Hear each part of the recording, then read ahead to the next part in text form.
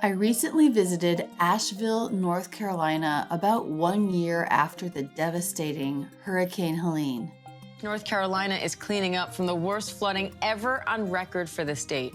Today we're going to talk with some residents of Asheville and study English vocabulary in this English lesson. I'm Rachel. I have a background in opera singing, and I've been teaching the American accent to non-native speakers for over 20 years. Scan this QR code or go to rachelsenglish.com/free to get my free course, The Top 3 Ways to Master the American Accent. It will change the way you think about speaking American English. On September 27, 2024, Hurricane Helene went over Asheville, North Carolina, a region already drenched with rain, causing devastating flooding and killing over 100 people in North Carolina. I sat down with an Asheville resident, Rodney, the father of one of my dear friends from growing up in Florida, to hear about that day. Okay, we live on Swananoa River Road, and we're about 2.5 blocks from the river itself. And when the storm hit, the next morning I went down to the river as close as I could get to it. And it took a couple of days for the river to get to where I could get across the bridge. And there were literally at least 100 cars and at least 25 to 50 semi-trailers. This is a semi-trailer. This part is called a tractor truck. The whole thing together is called a semi-trailer truck, but it's usually shortened to just semi. There are a lot of semis on the road today. There were literally at least 100 cars.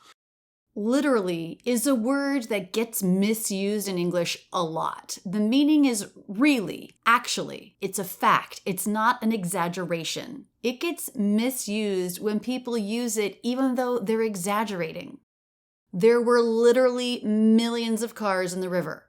No, there were not. In this case, you shouldn't use literally. But here, the numbers that Rodney is giving me are real, so he uses the word literally so that I know he's not exaggerating. There were literally at least 100 cars and at least 25 to 50 semi-trailers that were scattered along the riverbank. Scatter as a verb means to cause to go in different directions. Here as an adjective with the ed ending, it's scattered. Another great vocabulary word that means the same thing is strewn. The cars and trucks were strewn along the road by the flood.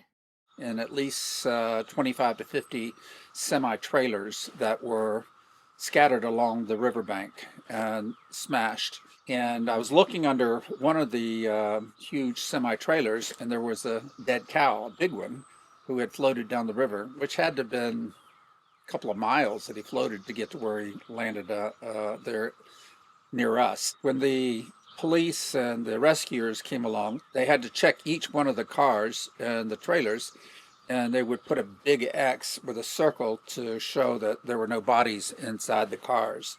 Did they find some bodies? Oh yeah, they found bodies. When I was standing there, when the water was still rising, I was a good block away from the river, and it was coming towards me, and I had to keep backing up as the flood was coming through.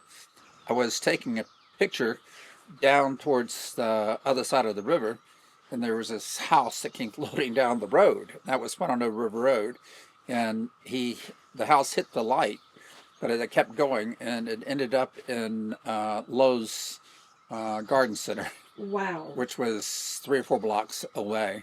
Here he's describing a house that floated down the river and ran into a light. By this he means a traffic light. This was a surprising occurrence, the flood lifting whole houses with people inside off of their foundations. This is the foundation of the house. That is the part of the house that's underground that supports the structure of the house itself. We can use this word for situations other than buildings as well. You could use it to mean the starting point or the basis of something. For example, the foundation of a good relationship is communication. It's also used in makeup. It's the base layer applied before other makeup. What happened was I was trying to find a way to get to Sarah and Chris's house here, and I went out to 40 to the next exit on the way to Black Mountain, and I got off the exit to try to come back into Asheville. But the bridge was out, it had been washed away. So I stopped by the bridge and got out to take some pictures. And there were some people that were by the river, and they had these large sticks, and they were poking down the river on the bank, looking for things. And I asked the man that was there, I said, what are you looking for? And he says, we're looking for bodies. And he told me that they live on the hill up from the river, and they had walked down as the flood was beginning to where these two houses were in a row. And there was a couple in one of the houses, and they were trying to help them get out, but the river had surrounded the house. And so while they were trying to do all this, the two houses lifted up off their foundation, and one of them floated down the river and hit the bridge, which was what knocked out the bridge. And the other one went down a street and turned on its side, and that was the house that the couple was in. And the rescue people came, and they cut a hole in the roof to try to get the people out. But what they discovered was the people had already washed down the river, so they weren't able to save them. And that's what they were looking for, the couple. You couldn't imagine. I've been through probably 12 to 15 hurricanes in Florida, and I had never, ever seen anything as bad as this. This is Rodney's daughter, Sarah, my friend from high school. I get together with Sarah and 6 other awesome ladies from growing up every year, and this year we were in Asheville. Nothing. We had no access or no way to communicate with anyone from the outside world. The outside world is a term used to describe the rest of the world outside of a restricted or remote space. It's used to show a lack of communication with the rest of the world. Sarah was able to contact her neighbors only. She couldn't get out of her neighborhood because of all the trees that fell on the roads. And she couldn't reach any family, including her parents who also lived in Asheville, because the cell service was down. They couldn't get news either. There was no internet. They were cut off from the outside world. We had no access or no way to communicate with anyone from the outside world. And so we lost our cell service like a few hours after the storm ended. And we couldn't communicate. Yeah. Do you know Even your parents like were okay? No. So I wasn't able to communicate with my parents for over 24 hours, and we couldn't get out. So we had to cut our way out of our neighborhood. So people were just walking around with chainsaws, like chainsawing the trees so they could get out of the neighborhoods. So we could get to them, but we couldn't contact anyone in my family to let them know we were okay. And so everyone else in the world knew what was going on, and we had no idea because we didn't have any way to find out. The city of Asheville has done an amazing job trying to clean up the debris over the past year, but there was still evidence as we drove around the town. I asked Sarah about their lives right after the storm came through. So Sarah, when the hurricane hit, you were thinking probably not a big deal? Yeah, I mean, having been born and raised in Florida, I've lived through lots of hurricanes, and we don't have hurricanes in Western North Carolina, so I thought it was basically going to just be a lot of rain. And it was a lot of rain. And it was a lot of rain, which was part of the problem because it had been raining for 2 days before the hurricane even hit. Mm-hmm. One thing that blew me away was if you're blown away by something, that means you can hardly believe it. You were in no way expecting it. One thing that blew me away was you said you were without power and water for how long?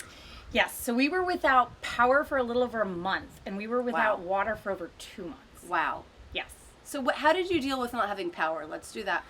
Conquer that first. So it was really good at getting our kids to go to bed when it was dark because it was pitch black. Pitch black is a phrase that we use to mean the darkest black, not a speck of any other color. Pitch is a thick, sticky substance that comes from the distillation residue of coal. And this has been used for waterproofing. I think of it especially as something that's used in roofing. It can also be used in paving. So it wasn't just dark or very dark, it was pitch black. So it was really good at getting our kids to go to bed when it was dark because it was pitch black. Once the sun went down, That was it. You couldn't do anything else. Were they in school? Or No. No. So the kids were out of school for a little over a month. And so, yeah, we used flashlights and candles, but luckily the weather was good. So during the day, we just opened up the house and kids spent a lot of time playing outside. Okay, that's Yeah. nice. Yes. It's not like COVID where you couldn't leave and interact with other people. So it was literally the opposite of COVID. So in COVID, everybody was out of school, but no one could be near each other. Here, everyone was out of school and everyone came together. So all of the neighborhood kids, all of the neighbors, we all got together. We had dinner together.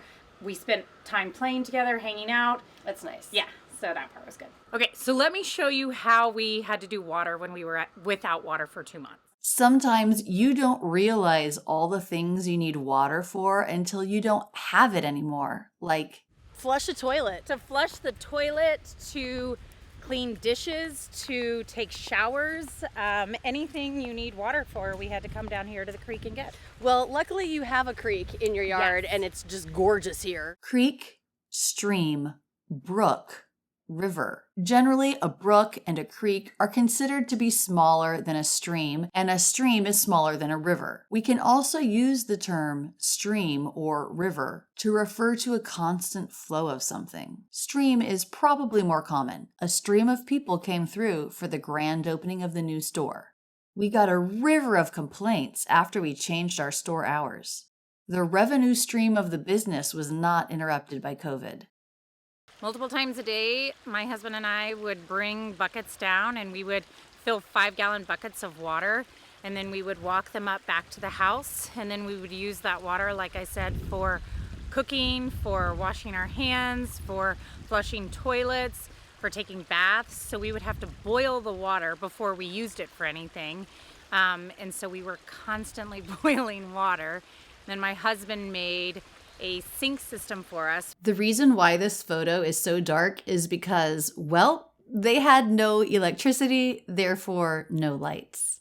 Then my husband made a sink system for us with 2 containers, one for hot water, one for cold water, and a pipe system that we could turn a valve on and off and have flowing water, because he knew we were going to be without water for a pretty long time. And luckily, I'm married to an engineer, so. Rodney didn't have a creek, so they came up with a different way to get water. We live on the 4th floor in the corner apartment, and there were 2 elderly couples that lived on our floor down the hall from us.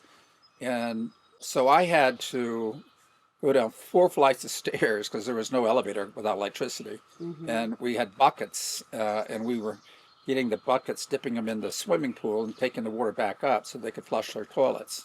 Wow. And I did that for a week, and then I couldn't do it anymore. I was just so worn out. Yeah. So others took over to try to help them. In our apartment complex, they brought a big tanker with water in it, and they brought a couple of showers where you could take a shower, and that was the 2nd or 3rd week. That is crazy. That was a lot to live through, Rodney. It was a lot to live through. And the guy that was the head of the water department for the county lived in our complex, in our building. And at the end of the first week, he had to send his employees that were checking the river and the water pipes, had to send them to get therapy because they found so many bodies. Oh my gosh. Yeah, it's pretty depressing. Yeah. So it took a while to get it cleaned. I have to give credit, though, to FEMA. FEMA stands for Federal Emergency Management Agency, and it helps citizens during disasters such as this one. I have to give credit, though, to FEMA, the county, and the volunteers, because without them, it would have been a total nightmare. A total nightmare. Literally, a nightmare is an awful dream, but we also use it to mean a situation that's overwhelming or terrifying. It would have been a total nightmare. Now, the first week, what was hard for me was the amount of sirens that were going constantly all day long for police cars and ambulances, stuff like that. It just drove me crazy. But one of the problems is they were bringing in semi-loads of food, and the police had to escort every truck because one of the trucks, when they stopped, people vandalized it and took the food out of it. That's how desperate they were getting. Yeah. Yeah, so they had an escort the whole time. Wow. And you heard helicopters flying overhead constantly because so many out in the rural areas couldn't get out. I mean, the roads were totally blocked everywhere. So did you have any issues with having enough access to food? No, actually, we were lucky the first week, especially because stores that had food that was being totally wasted, they sent us a lot of the food to the apartment complex where we live because there's so many people that live there. And by the pool, we have grills, and so everybody in the complex we came down. And the good thing about it is we got to know each other because we partied. We had tons of chicken that we grilled, and that was the first week. Of course, after a few days, when the food went bad, we didn't enjoy that so much. Yeah. Yeah, but the only place you could get food was at the new Publix, because when they built the new Publix, they built it with a generator, so they never lost power. But all the Ingles did, so all their food was destroyed. But they would have 5 or 6 semis coming in constantly during the day, unloading food, and you had to wait in a long line to be able to get in. And of course, they were limited to what you could get. And That was FEMA who did that? Publix, the grocery store. Oh, so they were selling it. Oh yeah, they made a fortune that I see. I thought you were saying truckloads were coming in they were. from FEMA. No, that was they were distributing. no, it was Publix, and they made a fortune that week. Yeah. Now, the other problem for Ingles is that their warehouse is along the Swananoa River towards Black Mountain. And of course, everything in the warehouse got destroyed. And so there wasn't an awful lot of food in that sense. Yeah. Rodney, thank you for sharing all these stories. Okay. I'll probably hit you up for some of that footage that you got. To hit someone up means to contact them, often to ask them for something. So I could say, hey, hit me up if you're ever in Philadelphia. Or in this case, I'm letting him know I'm probably going to hit him up. I'm probably going to contact him later to ask him for the footage that he got in the days after the hurricane. Thank you so much to Rodney and for Sarah for sharing their stories with me. What Mother Nature can do never ceases to amaze me. Thanks so much for watching.